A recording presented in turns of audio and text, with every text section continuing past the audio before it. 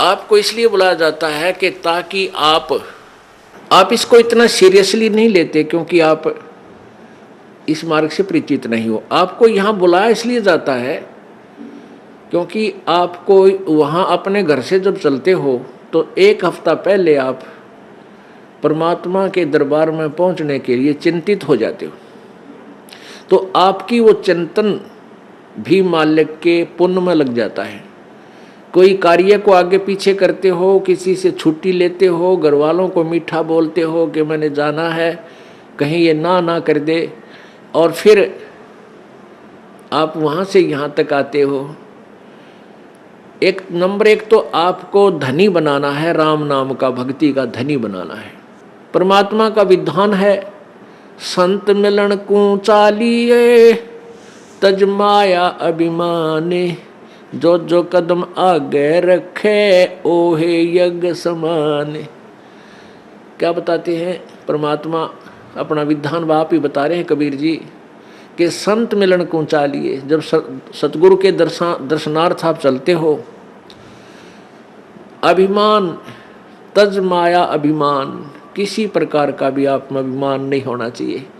ना धन का हो, ना पद और पोस्ट का हो, किसी प्रकार का नहीं हो।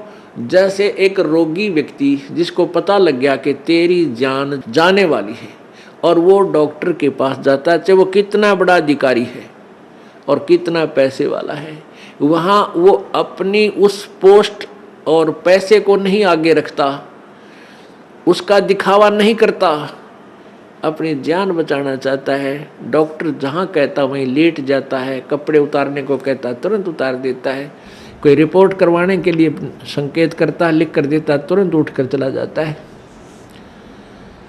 तो पुण्यात्मा सच्चे दरबार में जब भगत आवे, उसका दृष्टिकोण, उसका उद्देश्य,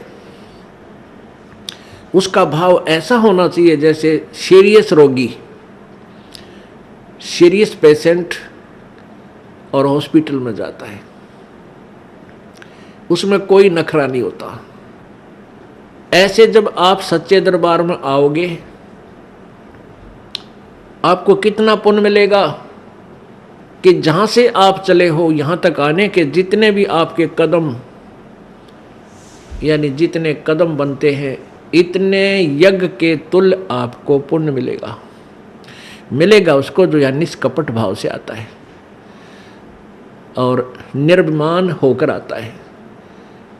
जैसे रोगी जाता है हॉस्पिटल में। तो यहाँ आपको बुलाने का उद्देश्य ये है, नंबर एक तो आप धनी हो जाओगे, पुण्य बढ़ेंगे आपके, और जो पैसा आपका खर्च होता है यहाँ किराए पे आने जाने में, ये भी आपके पुण्य में लिखा जाएगा, आपके धर्म में लिखा जाता है, ये पुण्य हो रहा आपका। तो जितना भी आप यहाँ परमात्मा के चरणों में आओगे, आपका पुण्य बढ़ेगा। फिर आप यहाँ पर 5 यज्ञ होती हैं। एक यज्ञ है धर्म की, या भंडारा चला है भगवान का दिन रात फ्री ऑफ कॉस्ट परमात्मा की तरफ से।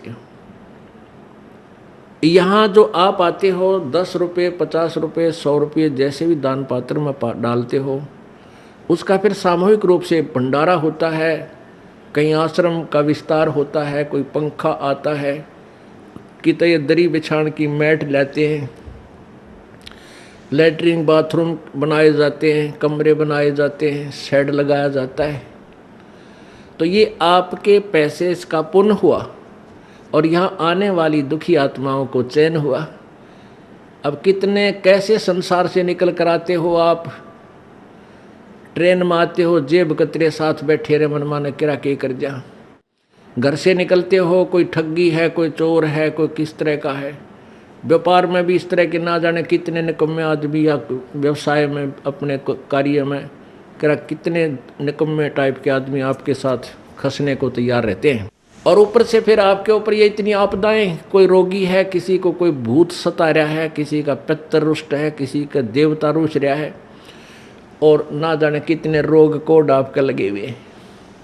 और वो प्राणी यहाँ आता है, उसको आते ही गर्म पानी मिला है नहाने के लिए, गरम गरम चाय तैयार मिला है, अपना बैटरी सी चार्ज हो जाती है इसकी, और फिर बिछे बिछाए मैट मिले, रजाई मिले भगवान के बच्चों को, और फिर आपको यहाँ अमृत ज्ञान सुनाया जाता है रात्रि के समय, सर्दी का मौसम, ये दिसंबर और जनवरी का महीना, इसमें ओढ़ कर रजाई शाम के समय और बैठे मालिक का ज्ञान सुने, परमात्मा का प्रसाद छक के, और अपना कितनी आत्मा प्रसन्न होती है।